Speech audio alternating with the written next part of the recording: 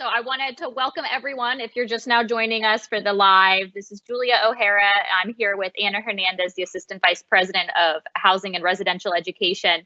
And we're here to answer all your questions. So make sure that you submit your questions that you have about living on campus. You can just click that I have a question or ask a question button. That's right there on your screen, and we'll get it published, and we'll get those questions answered. So the first thing that we did want to cover is the spring application. It's open and available in the housing portal. If you go to the published announcements, you'll see the link to the student housing portal there that admitted students do have access to go ahead and submit their housing application for the spring 2021 term. And the room selection dates are continuing student room selection or current student. That opens up on October 5th. And new students, the room selection will open up on October 21st. I've also included a link in the announcements to our Facebook page. The Facebook page is going to be a great resource for all of the announcements and updates as we gear up for the spring semester, as well as a live that we're doing with a member of our assignments team, David Kloiber. He's going to be answering all your questions related to the spring application and the spring room selection process that's coming up. So those are all the updates that we went over in the beginning. Sorry about that, Ana. That's okay. This is our first time doing a Teams live event, so we're learning and we're really excited to be here on this platform with you all. So the first question actually is going to be published here for you, Ana, at the top of the Q&A. They are asking if there is any place for a spouse. I'm not sure if the question is if they could live with, if spouses can live together in the residence halls. So thank you for the question. On the USF campus specifically, all of our housing is single student housing. So we don't offer family housing, which would include spouses and partners. So we rent each of the spaces, each of the rooms by the bed space, and so there isn't an opportunity to rent out an entire apartment, which I think is probably what this individual may be looking for. Yes, thank you. Sure. And then the next question we do have here from Christine. Thanks for your question, Christine. You mentioned continuing students can apply to change their current dorm. So if you want to maybe provide some clarity on what the spring rooms or the spring application and room selection is meant for.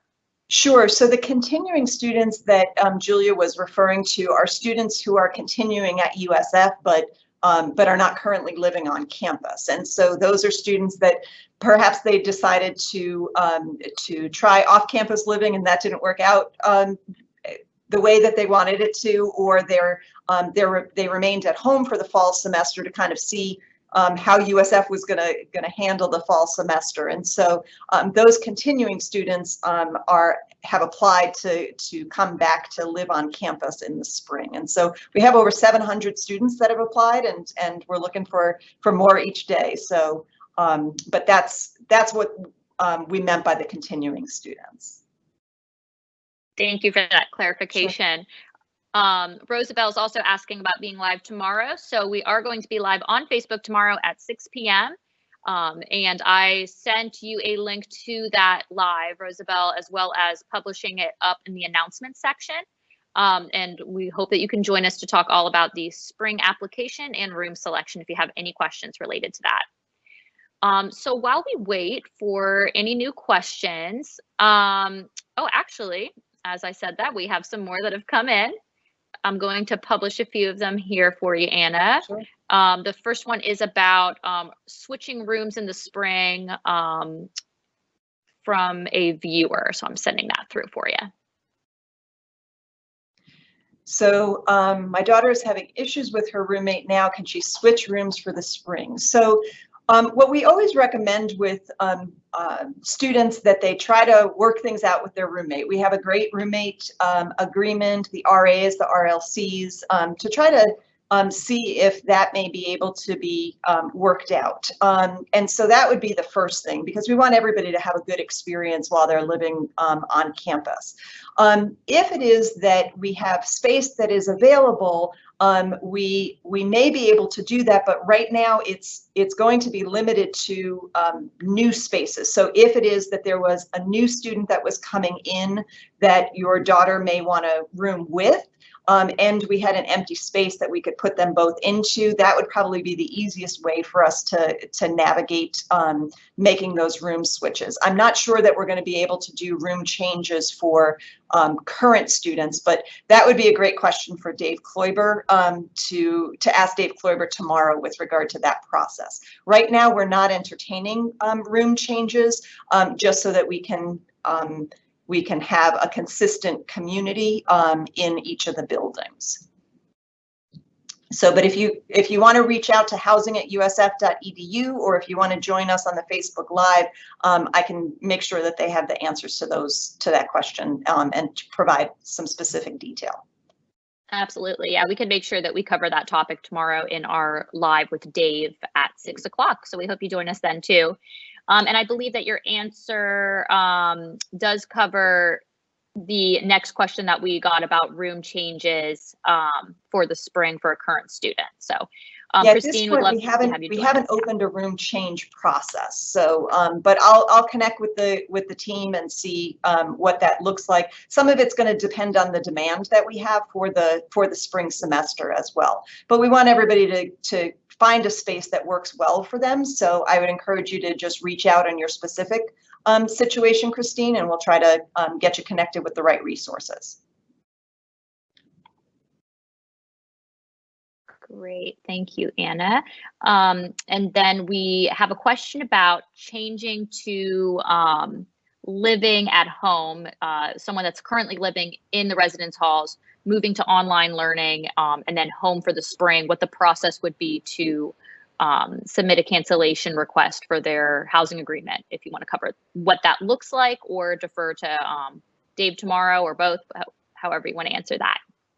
Yeah, so this is one of those things that, you know, I know enough to give you the general answer, but if there are specifics that are appropriate for your question, for your particular circumstance, we can certainly dive deeper. The contracts that we have, or the student housing agreements that we have, include the fall and the spring semester. So the student housing agreement goes all the way until May. If it is that a student was still registered for classes, even if they were all online, but decided that they wanted to cancel that or submit a cancellation request, they can certainly go ahead and do that. The terms of the agreement would dictate what the cancellation penalties are, and depending on what area the student is living in on the campus, would be whether we need to get any additional approvals for that process. So it's not guaranteed, but if that's something that your student would like to have considered, they can reach out to housing@usf.edu, and we can provide all the details, what the cancellation fee would be, and what the process would be. But the first step, if that's the decision that the student makes, would be to submit a cancellation request, and that would be in the housing portal. Thank you, Anna. I'll go ahead and send this next question. It's about financial aid in being applied for living on campus. Okay. So I'm going to read them out loud if that's okay. I'm not sure how this works. That's totally fine. My son opted to stay home this semester, but is moving to the dorms for spring. Once his room is assigned, will financial aid be automatically aware of this change so that housing costs will be accurately captured, or is there a step we need to take? So what I would say is that if your current financial aid package assumes that your son is living at home, I would notify financial aid that your intent is that he would be living on campus once he has applied, because there may be, I don't know your specific financial aid circumstance, but they may be able to repackage that depending on what your need level is. But I would certainly let the financial aid office know that there's a change in your housing status, so that if it is that they're able to make any changes or adjustments to your benefit, then you certainly would want to take advantage of that. So, and you can let them know as soon as you apply that that's what your intent is, because there's a standard calculation for financial aid. So it doesn't really matter where it is that you are assigned or that you select. Just the fact that you're living on campus instead of living at home may have an impact on financial aid. But again, I'm not a financial aid expert. I just know that there is a calculation that is different when you're on campus versus off campus. So I would encourage you to let them know what your plans are. Thank you, Anna. I sent one more for you here, okay. too. I see the next one. I understand that some dorms are more filled than others at this time, such as Pinnacle. Are there any dorms that are completely full and will not have any openings for spring room selection? So at this time, we have some space that's available in all of the facilities. And so what I would recommend is whether it is that you're a continuing, I'm not sure from your question whether you're a continuing student or whether you're a new student, but to go in when the rooms become available. So for continuing students, it's going to be on Monday, and you'll be able to see the inventory that is available. And so you should select based on that. If it is for some reason you don't find a space that you're interested in when you go to make your room selection, feel free to email housing@usf.edu, and what we'll be able to do is to tell you whether it is that we're anticipating that there may be some room changes. You know, sometimes we have students that graduate, and we may have more rooms that become available or something like that. Or we also can tell you what an equivalent space would be. So for example, a double room in Endeavor Hall is the same as a double room in Beacon or Summit Hall. So we would be able to sort of give you that translation so that you would know what another opportunity would be to get you in a similar space, if that would be helpful. But again, housing@usf.edu, we want to help you find the home that works best for you. I see there's another one. Yes, just sent another. Yeah. Sure. Since there's very limited socialization in the dorms due to COVID, are there any plans to have incoming freshmen meet each other this semester?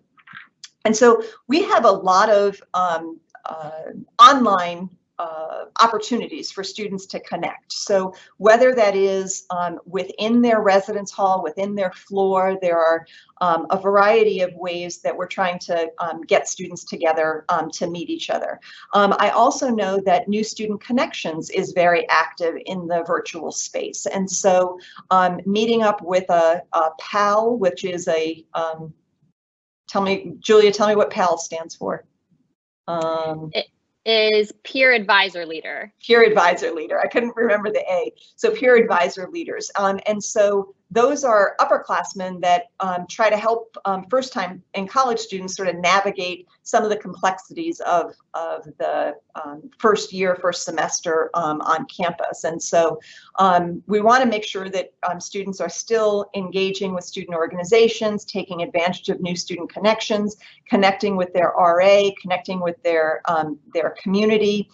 We have an active hall council. We have a residence hall association. And so maybe this is an opportunity that I can talk a little bit about our residential online platform called Bulls in the Cloud, which I'm hoping that your student or you, I'm not sure whether I'm talking to a student or a family member, knows about. And I think that Julia may be able to share a direct link for Bulls in the Cloud, but they've done some fabulous programming this semester and continue to do new things each and every week to try to engage students in a variety of different things. So they can range from, I know that there have been programs with our faculty talking about particular majors. even talking about study habits and how can you be successful with your first time on the college campus. We've had e-sport tournaments.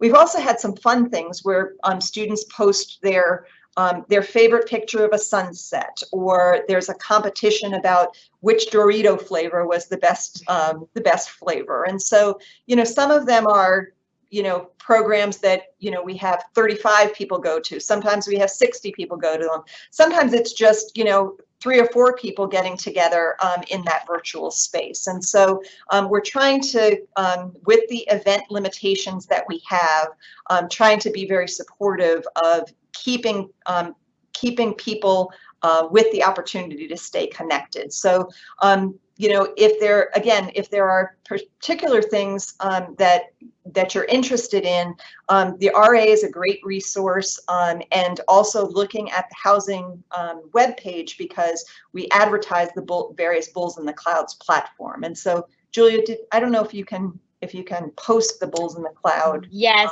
Oh, there you go. I posted a link, but I posted a link to a specific event that has already ended. So I'm posting the correct link right now. Okay. Thank you for who pointed it out. This is the correct link to Bulls in the Cloud. So this is the link to enroll. If your student is not enrolled in Bulls in the Cloud yet, this is the link to go to. And I am clarifying what that link is there. Great. But yes, absolutely, a great opportunity for residents to get connected with each other, and have fun ways to connect, and informational and educational opportunities too. So they do a wonderful job of balancing the two. And it's a very, very active platform. So we've had close to 14,000 views on the platform. And so, we don't want anybody to hesitate that, they're the only one that are going to be there, or something like that. So we try to make it really accessible, try to make it fun, try to make it informative.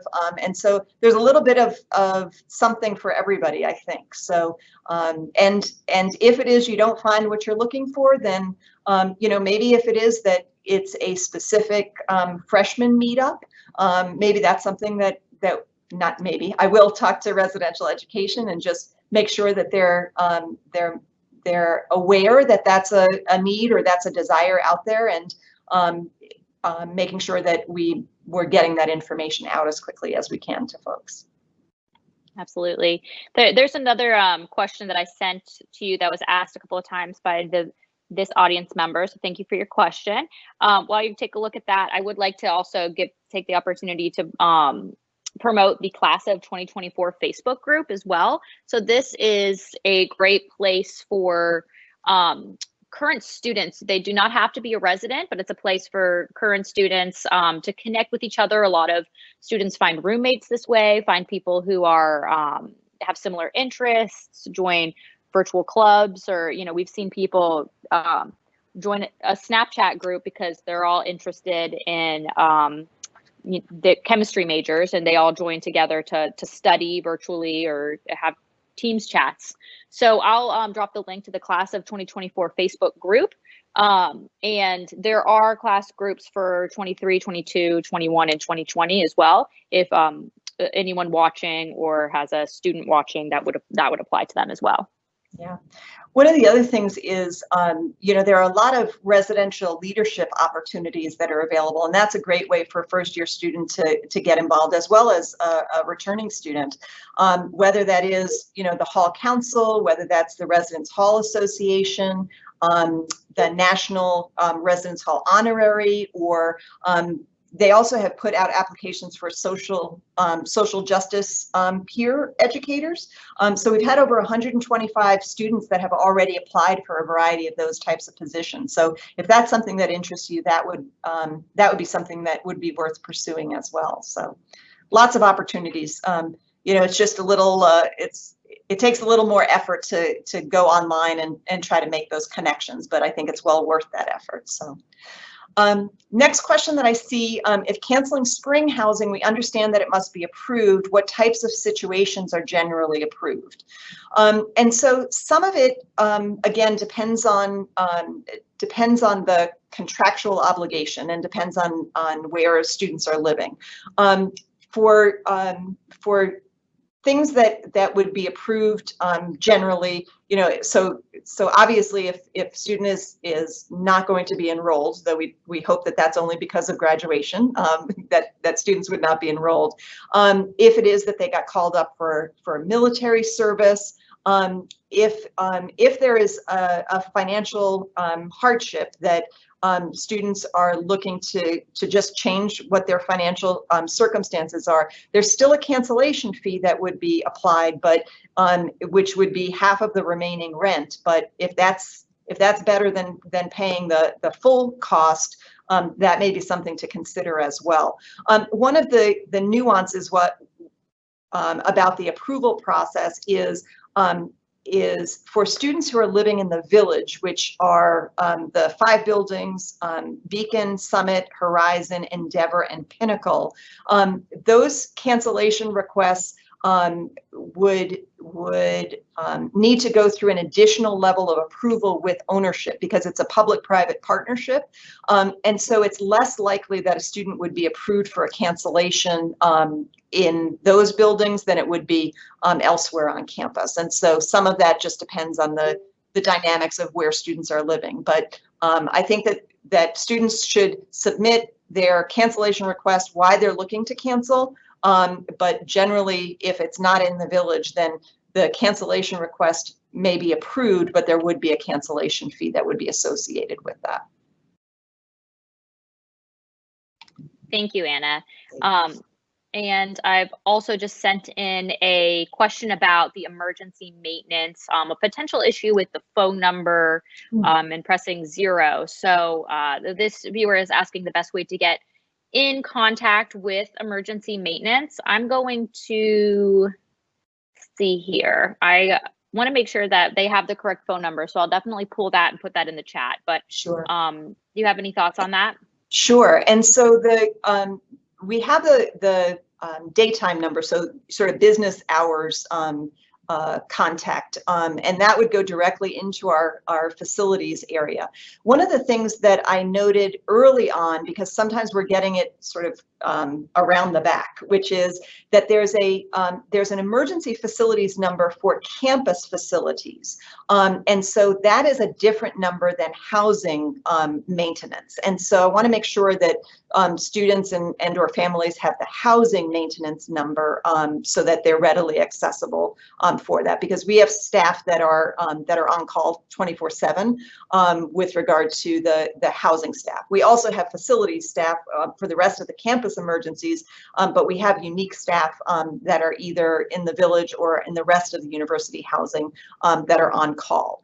But I would say is that if there's an emergency maintenance issue after hours, say, the best thing to do would be to call the RA that's on duty, because the RA on duty has access to call up into their on-call chain, and they would be able to reach out specifically to the staff that is off campus that is on call. So certainly emergencies that are facilities related, if you can't get a hold of the number during the workday, please make sure that you're reaching out to the RA on duty. If you're not able to reach the RA on duty for some reason, you can call either the Hub or the Holly or the Juniper Poplar Housing Services desk, and they can help you out. But those desks close at 11 o'clock, I think it is. So the RA on duty is usually the best way to get a more immediate response if it's in the after hours location. So, but I see Julia has posted the detail not only about the 8 to 5, but also the desk numbers as well. Yeah, I'll put the desk numbers up now. These are Yeah, the weeknights, weekends, and holidays are the ones that are listed on that webpage, the desk numbers already. Okay. I've also, I apologize for the formatting here. Teams just has a mind of its own sometimes. It looked pretty when I clicked send. I put the link for whoever is interested to click on there so that they can see all of the information nicely listed on our webpage. Now, can you include the link to the, oh, you did, I'm sorry. I was going to say the link to the housing maintenance webpage. So just yes, to make sure that people are going to the right page and not the university facilities. So this is the correct one for housing. And you can use this for both the village, which has a different staff that responds, as well as the campus. We all use the same work order system. So so putting a work order in helps give us a lot of detail as to what it is that is not meeting the expectation. And that can be either an emergency or something that you just want to have corrected or have looked at. So don't want anybody to hesitate about putting work orders in. It helps us respond. And so the sooner you can help us address whatever the concern is, the better it is for everybody involved. Great. So we have gotten through the questions from the audience so far. So if anybody watching has any questions, please feel free to send them in. We'd love to answer any of your housing questions. And while we wait for any more questions, and I was wondering if we talked a little bit about the types of engagement and support available to residents in a question that was asked. So I wanted to go down to the next question I had about how we're promoting a healthy environment. I know that we've had a lot of chats that if anyone's watching, I encourage you, I can put some links in here in the chat too, of chats we've had with Dr. Puccio about testing and a campus assessment. But anything the housing specifically is doing to promote the healthy on-campus environment for our residents? Sure, and we take pride in making sure that we're staffed appropriately and that we have staff that are focused, especially in this time with COVID-19, focused on cleaning high-touch surfaces. And so looking at door handles, looking at kitchen facilities, faucets, light switches, elevator buttons, things where you may have multiple people that are touching the area at the same time. And so trying to increase the frequency of the cleaning that we do in those areas is important for us. One of the things that we also have partnered with other colleagues on campus is we are part of the environmental testing protocol for the campus.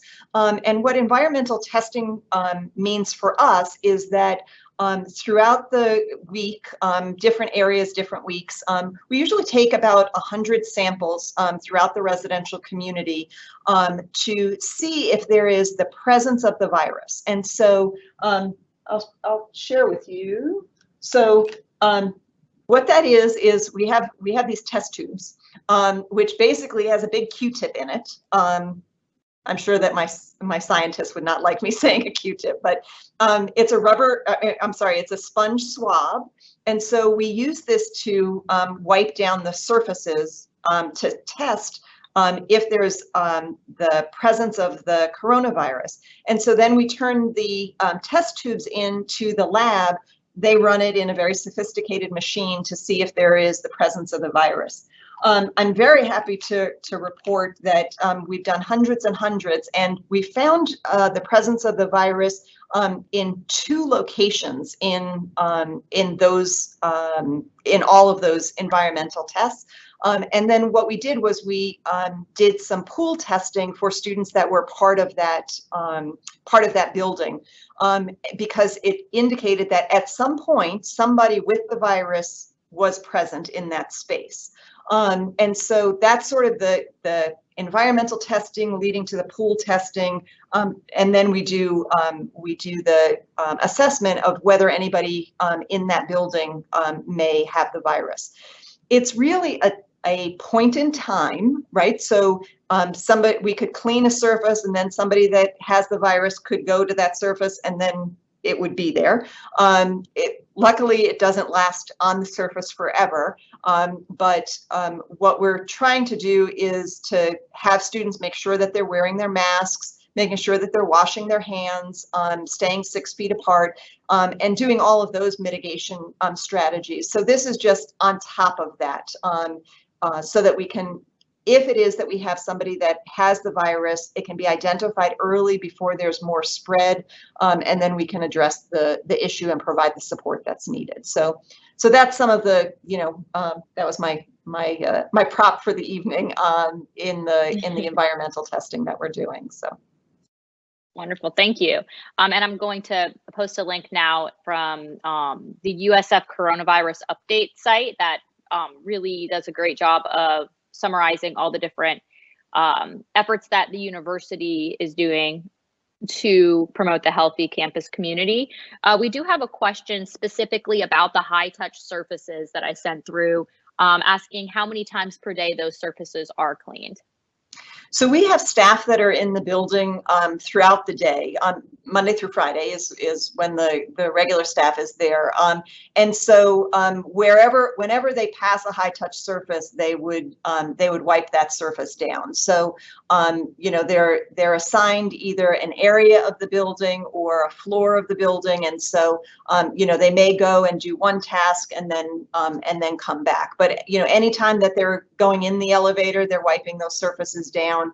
Anytime that they're in and around the kitchen area, they would wipe those surfaces down. So it's more of a routine as part of their cleaning cycle than it is we're doing it at 10 and 12 and 2 and the like. So it's multiple times during the day, but I couldn't tell you how many times it is during the day. It just depends on where they are and what the other functions are and cleaning that they're doing in the area.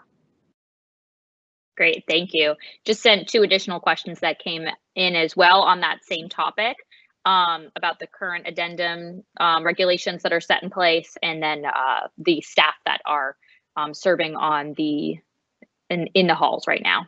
Sure. So I see a question from Christine. When do you think students will be permitted to have visitors in their dorms?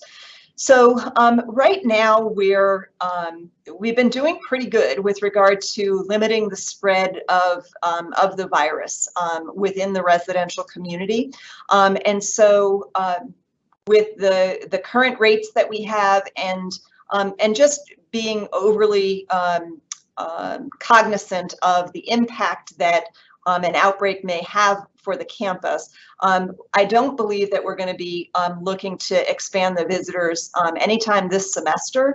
It's too hard to tell right now for the spring semester because we don't know what the circumstances and what the environment's going to be like. So our desire is that we can start opening up as soon as it is safe to do so.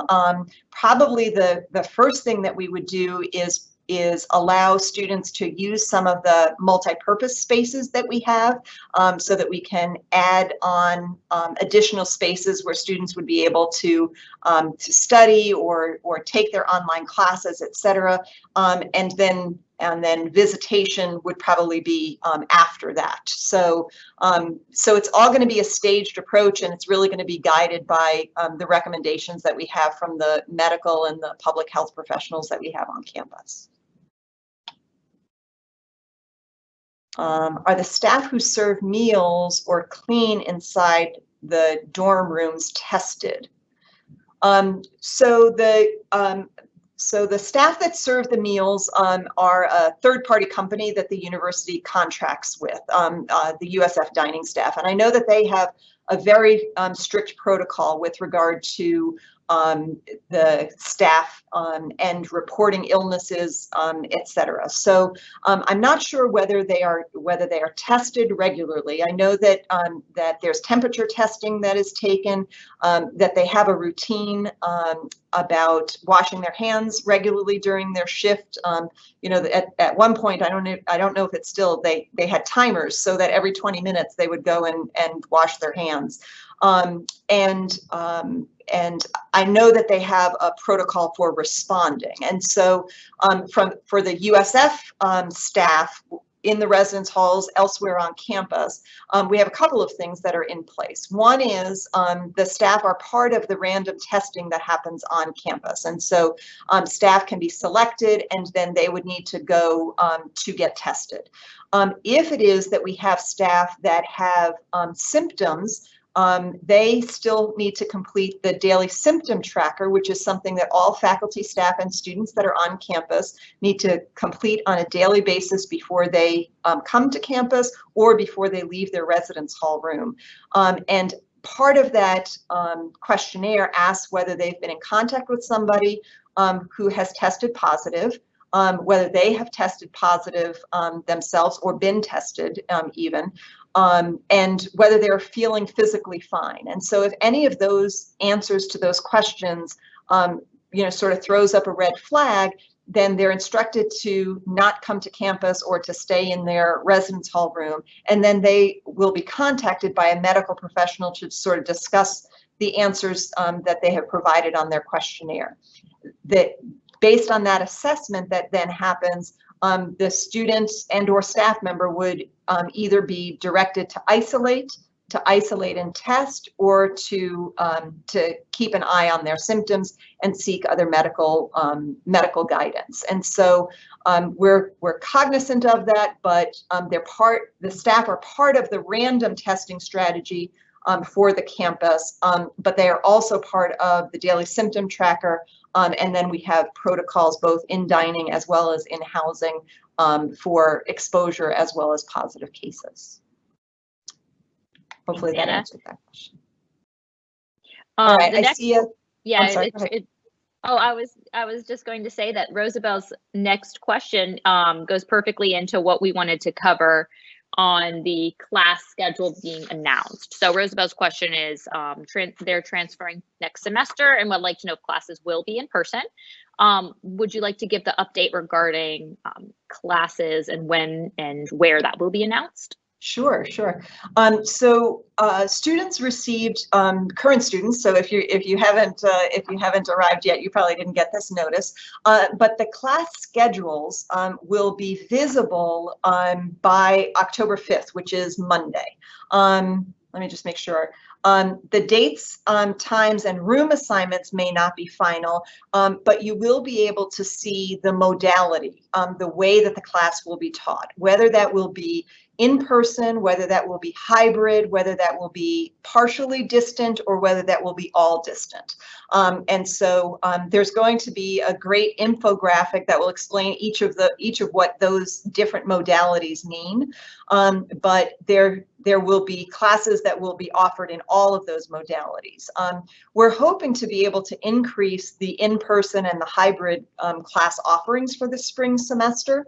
And so I'm hoping that you'll be able to find something that suits what it is that you need and what it is that you are interested in taking for the semester. But the class schedules will be visible on Monday. So we're really excited about that because we know that students are anxious to get all of that information. The registration, so actually registering for classes, will open up on November 2nd. And so students are given registration times, and so they'll find out that, I think they find out that next week as well as to what the appointment times are, because it depends on your whether you're a first-year student, second-year student, et cetera. And so there's a variety of groupings so that we don't have everybody registering at the same time, because that would overload the system. So, you'll be able to see what the offerings are next week, and then registration opens up first week in November. And so you'll be able to see your registration time. One of the things that the registrar is recommending is for students to go in to make sure that there aren't any holds on their account, because what we don't want to have happen is a student get to their registration appointment time and then have to deal with a hold that may be on their account that maybe they're not aware of. And so that can be for a variety of reasons, whether it's a financial reason, whether it's a prerequisite, whatever that may be. But we encourage students to go into their OASIS account and make sure that they're clear to do their selection when their appointment time comes up. And so that's really important. It's also recommended that they meet with or make an appointment to meet with their academic advisor if they have any questions about their schedule. So we want to make sure that students are taking the right courses to continue their academic progress so that they're able to able to graduate on time. And so for any continuing students, I would refer them back to the email that came from the registrar today, or for family members, if they want to go to the registrar's website, there's information there with regard to that schedule. So again, we're hoping that there will be more in-person and hybrid classes that we'll be able to offer, but we're making all of our decisions based on what is best in the guidance for both students' academic success as well as the health and safety of the campus community. Thank you, Anna. Sure. The next question is about the outside basketball courts being open, when we would expect to see that back up in action. Yeah, I think that is probably going to be closely linked to when it is that we're able to have events on campus. And so we're really trying to limit the close contact, anybody being within 6 feet of each other. And so it's really hard to play basketball and stay 6 feet apart from each other. And so we'll be looking for guidance from the public health officials, from the COVID task force, as to what the next step and sort of how we roll out or maybe lift some of the restrictions. But right now it's just too early for us to do that, because our focus is really trying to keep the campus healthy, safe, reduce number of people that need to go into isolation, and mitigate the spread. Thank you. And then another question that has come in. Oh, yes, go ahead. Can I just know? So I want to back that up, though, is that I'm really happy that another announcement that came out today is that the campus recreation facilities are opening back up. And so that's good news. They were closed for a time period because we had to do some deep cleaning, and staff were isolating that were servicing those areas. But campus rec is reopening on Monday the 5th. Reservations are still going to be required, which was the case before the shutdown. Make sure that you bring your mask. Masks are going to be required throughout that workout, so worn at all times, including during the cardio and the strength workouts. Again, just to try to mitigate any spread.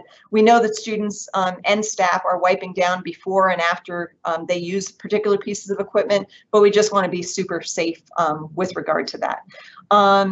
And we're still in our phase 2 of our reopening plan. I know some people have heard that Florida is in phase 3. That the phasing is a little different on the campus. So we're still in our phase 2 mitigation strategies right now. So we still have a lot of those safeguards that are in place. But I know students are going to be really happy to be able to get back into the campus rec facilities.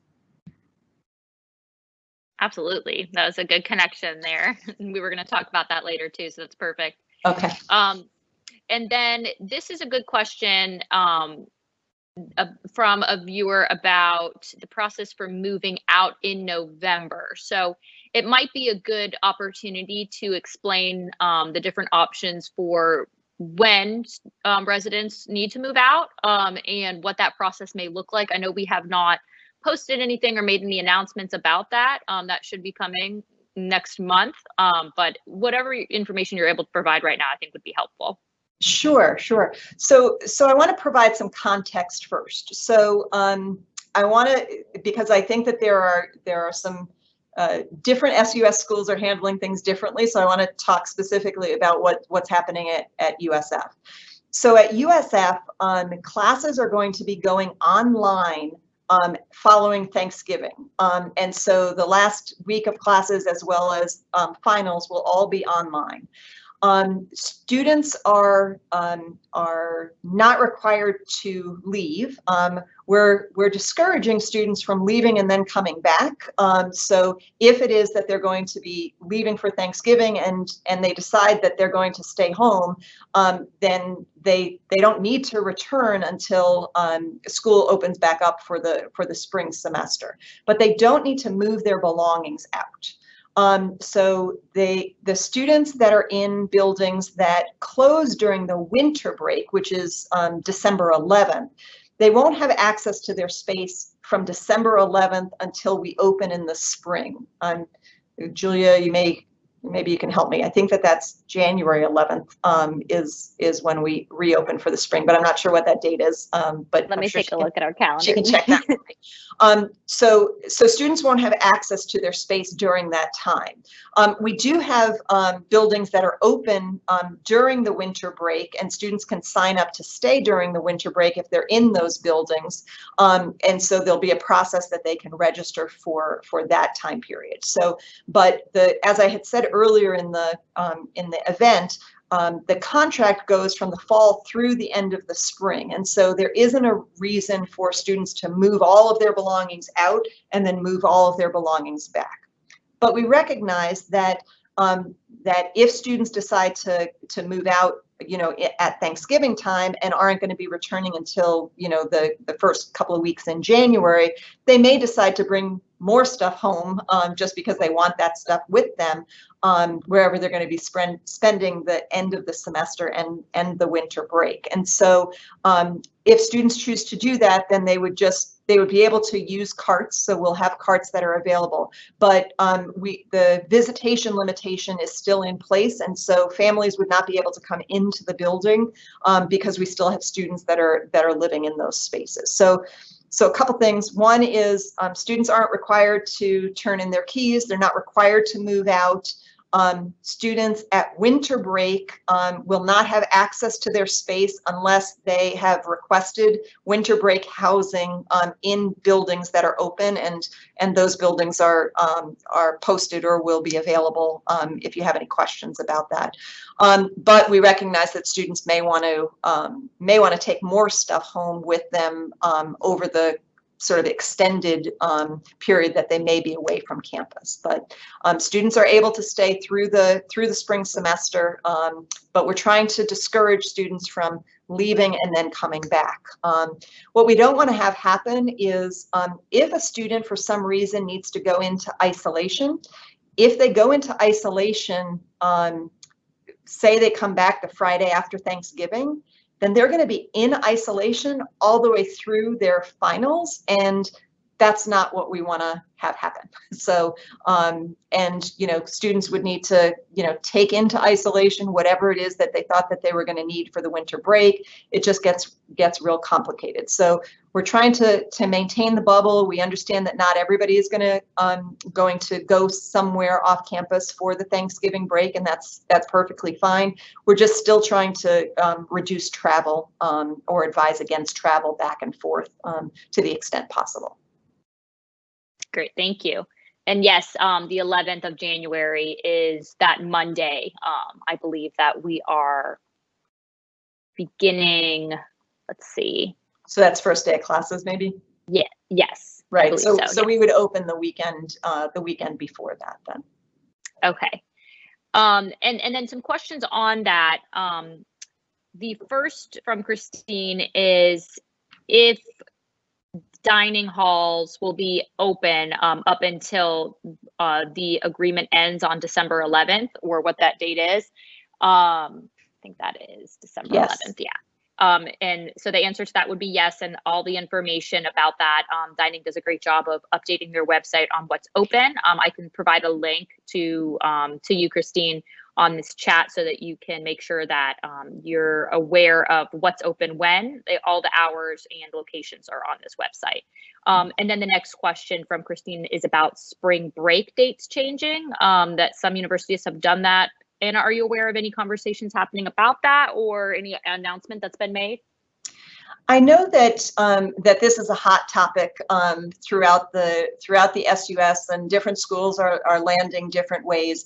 USF has not made a decision to change that yet. I think that the spring calendar, there are a lot of things that are being considered, and so when that is finalized, I'm sure that announcement will be made, but it hasn't been made yet. So you know, there are a variety of different approaches for the spring semester. So I think that that there are folks that are considering all of the different options that are available, and we recognize that different schools are doing different things throughout the state and throughout the nation, actually. So we're trying to figure out what works best for USF and our students.